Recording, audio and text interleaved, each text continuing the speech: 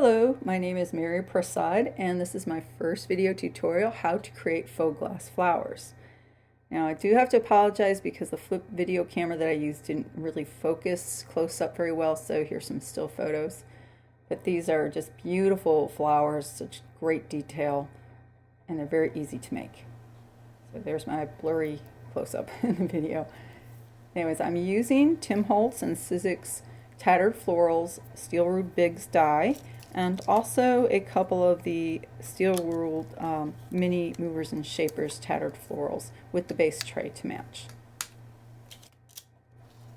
What I'm using is this plastic, recycled plastic packaging. So you just, grab some of that, cut it out, and then make your sandwich as usual. So putting it on the die, grabbing my mats, and then I won't show this, but I'm going to just run it through my Big Shot machine.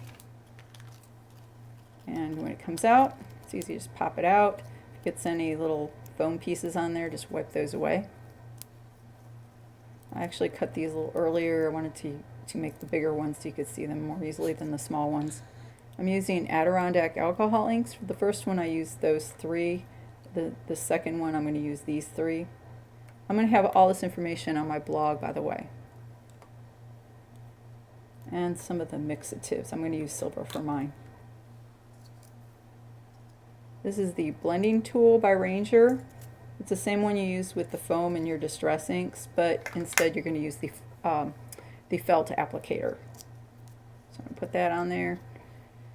And it's going to put on some different colors. I wanted the bottom layer to be a little lighter than the top layer, so you're going to see I put a little more of the purple and red, and then the other layer I'm going to put a little more of the blue. And I just use a tiny bit of the silver mixative because it's pretty strong, can be overpowering. Just want to give it a little shimmer. Be sure to mix these up, shake them up really well. I shook it up beforehand, so I only did a little bit here. If you notice, I actually sped up the video so you wouldn't have to watch me pouncing forever. So I'm just going to pounce them and turn the tool, and sometimes I'll turn the flower. Don't worry about it getting on your craft mat. It comes right off with alcohol.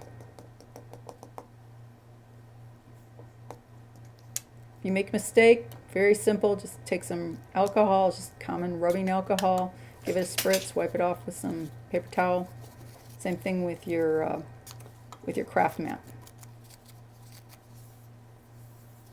Comes right off.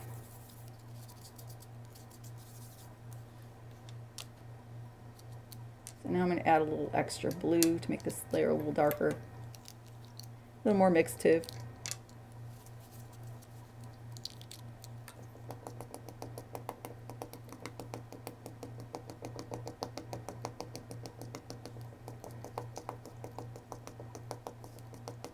And just pounce it until you get the way you like it. And now I'm going to add a little bit of the alcohol blending solution. This just moves it around and gives it kind of an interesting pattern. So I just kind of look around, see where I want to apply it.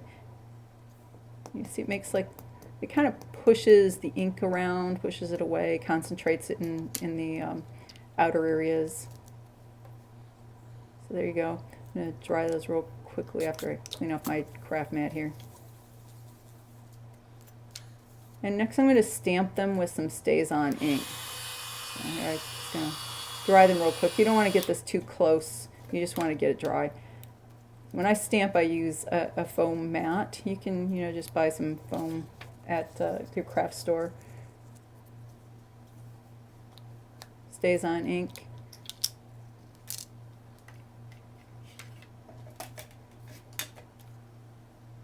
I just picked a really nice, beautiful background stamp which has these little flowers, floral design. Kind of intricate and delicate. I really like that for the pattern for these flowers. I'm trying to figure out where it would go and think it would work for both. Just using my tweezers to pull that off. And re-ink and stamp the second one.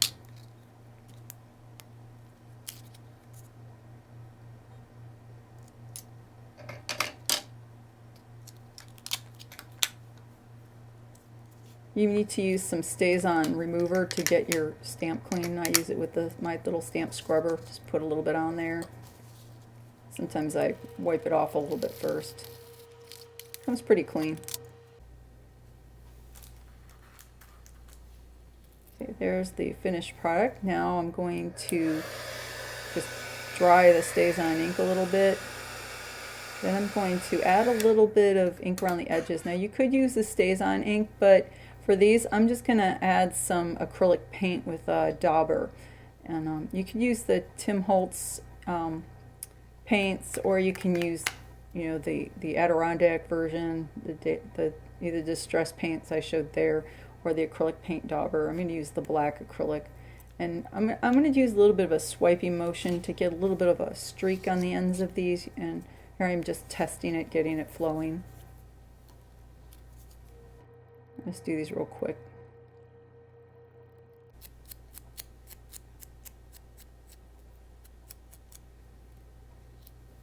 There we go.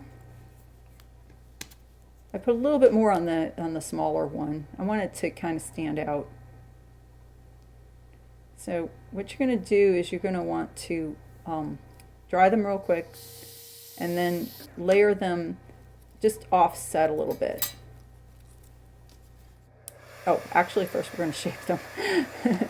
So I just set the heat tool. Be really careful not to get your fingers in this.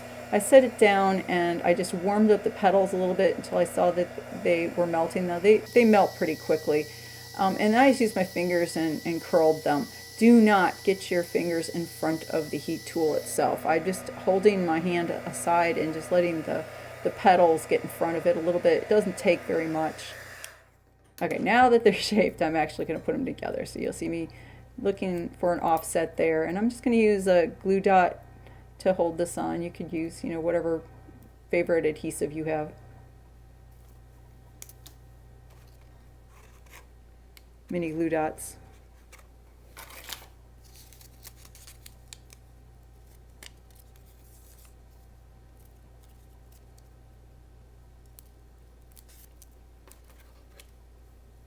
You can see me offsetting it there. There. Now for the center, you can put any type of favorite bauble layer you want, rhinestone. You could put a brad in. For that I would use my crocodile. Punch a hole through there, or you could use, you know, piercing tool. I'm just going to do a quick pearl. This is what I did with the last one. I stuck that to my mat, and then I'm going to use this coordinating color. I'm just taking the light color. And you could use ones that are already colored, but I kind of want it to match and have a little bit of a mottled look. This way you can make it any color you want. Just use the alcohol inks and pounce this on just like you did with the flowers. So I'm just going to use a corner of that foam and pounce all around it.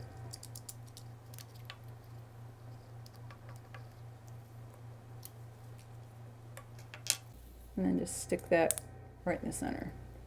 I thought it actually looked a little too small on there, so you're going to see in my stills that I went ahead and used my crocodile, punched a hole, and put a brad through there.